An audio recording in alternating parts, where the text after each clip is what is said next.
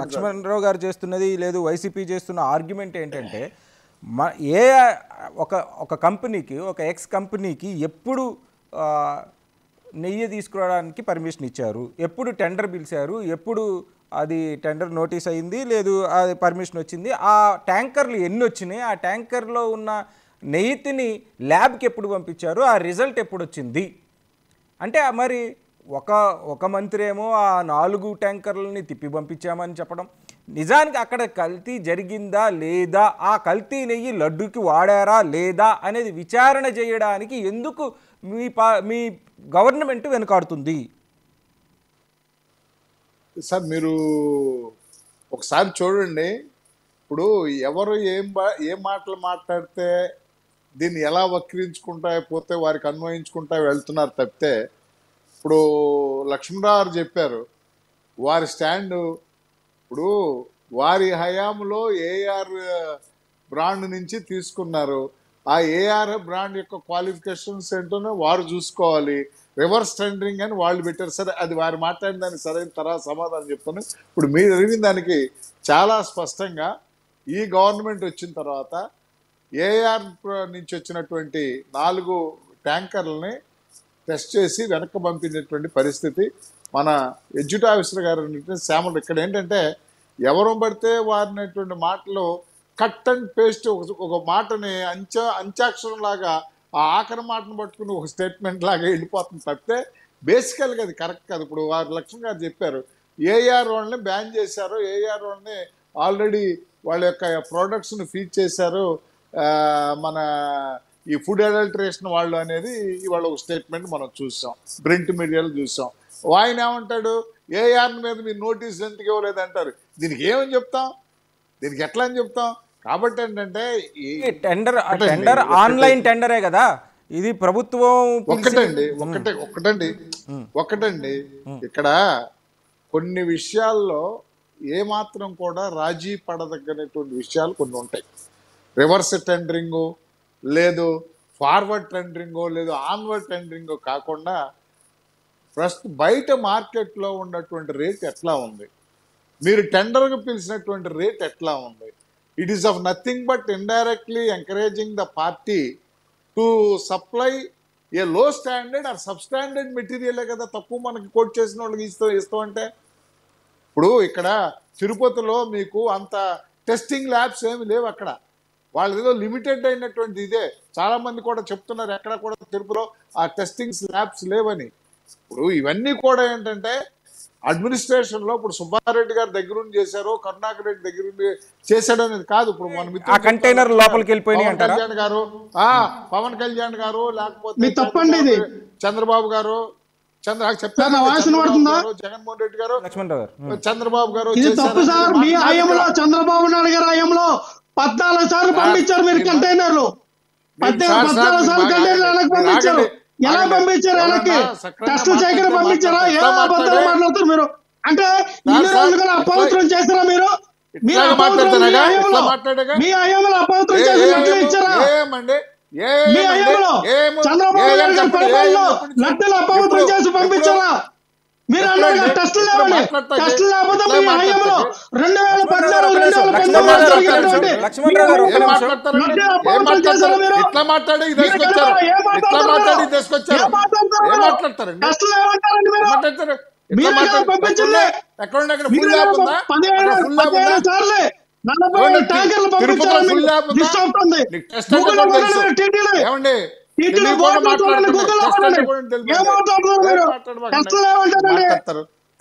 ఎక్కడ full lab ఉంది? అక్కడ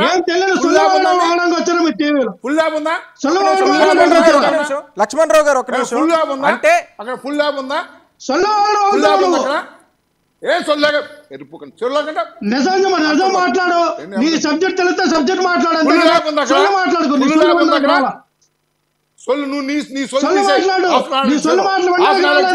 సబ్జెక్ట్ మాట్లాడు, నీకు తెలిస్తే సబ్జెక్ట్ మాట్లాడు. నీకు తెలియకుండా మాట్లాడు. ఎక్కడ ఉన్నాయి టెస్ట్? నీకు తెలియదు, నీ తెలియదని అర్థమైంది, నీ తెలియదని అర్థమైంది. మీ హయాంలో 15 సార్లు పంపించారు.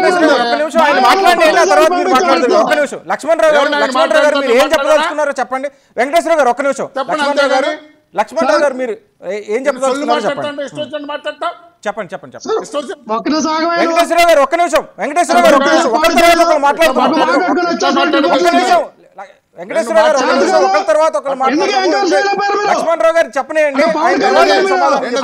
మీరు మాట్లాడితే అయిపోద్దా మీకు? ఏం మాట్లాడారో కూడా ఏం మాట్లాడతావు?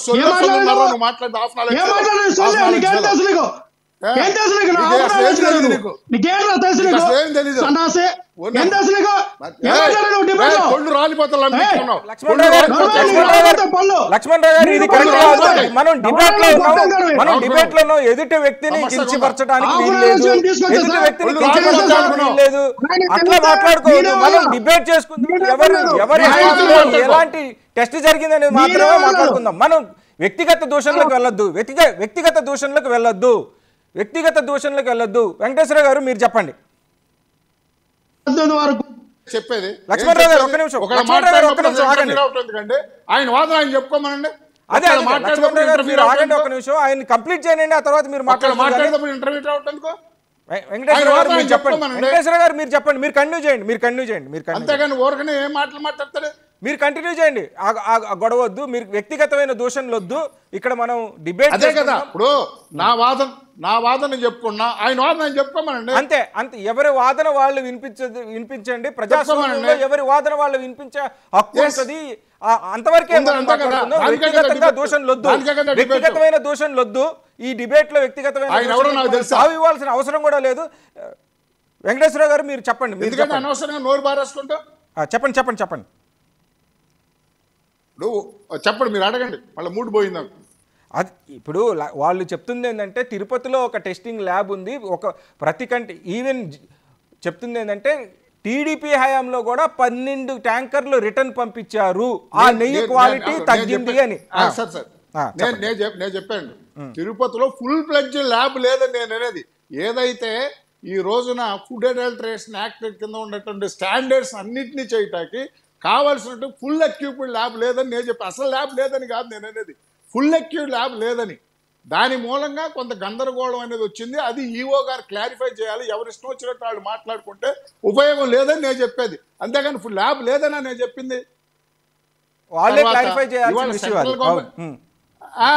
క్లారిఫై చేయాలి. సెంట్రల్ గవర్నమెంట్ ఇవాళ సెంట్రల్ గవర్నమెంట్ కింద నడిచేటువంటి ల్యాబ్లు ఉన్నాయి, తర్వాత స్టేట్ గవర్నమెంట్ కింద నడిచేటువంటి ల్యాబ్లు ఉన్నాయి. ఏదైతే ఫుడ్ అడల్టరేషన్ యాక్ట్ కింద స్పెసిఫికేషన్ ఇచ్చినటువంటి ల్యాబ్స్ ఉంటాయో ఆ ల్యాబ్స్ రిపోర్ట్నే మనం స్టాండర్డ్ రిపోర్ట్ తీసుకుంటాం. ఎవరిని బట్టి వాళ్ళని తీసుకోలేం. అందుచేతనే కదా ఈ గవర్నమెంట్ వచ్చిన తర్వాత ఈ ఏఆర్ కంపెనీ పంపించినటువంటి నెయ్యిని గుజరాత్లో ల్యాబ్ ఇచ్చినటువంటి రిపోర్ట్ని బేస్ చేసుకునే కదా ఇవాళ గవర్నమెంట్ కామెంట్ చేసేది. అంతే కదా. కాబట్టి ఇప్పుడు ఆ రోజునున్న నేను చంద్రబాబు గారికో జగన్మోహన్ రెడ్డి గారికో పవన్ కళ్యాణ్ గారికో ఇది అడ్మిట్ చేయటానికి లేదు. ఆ రోజునున్నటువంటి అడ్మినిస్ట్రేషను సరైనటువంటి జాగ్రత్తలు తీసుకోలేదు. కాబట్టి ఏం తీసుకున్నారని చెప్పాల్సింది బాధ్యత. ఆ రోజు అడ్మినిస్ట్రేషన్ ఎవరైతే చేశారో వాళ్ళది బాధ్యత. నేను అడ్మినిస్ట్రేషన్ కూడా నా హయాంలో నా సర్వేంట్ చేసిన దాన్ని కూడా నేను బాధ్యత వహించాల్సిందే కదా. ఆ ఆస్పెక్ట్లో మనం చూడాలి తప్పితే తర్వాత ఇవాళ సుప్రీంకోర్టులో సుబ్రహ్మణ్య స్వామి గారు వేశారు, తర్వాత వైవి సుబ్బారెడ్డి గారు వేశారు, పొన్నవోలు సుధాకర్ రెడ్డి గారు వేశారు, రకరకాల వాళ్ళందరూ వేశారు సుప్రీంకోర్టులో. అయితే పవన్ కళ్యాణ్ గారు చేసినటువంటి ప్రతి విమర్శ సమాధానం చెప్పాడు తప్పితే ఆయనగా ఎవరిని చూడండి. పొన్నవోలు సుధాకర్ రెడ్డి గారు మాట్లాడినటువంటి కాస్టింగ్ డైలాగ్కి ఆయన సమాధానం చెప్పాడు.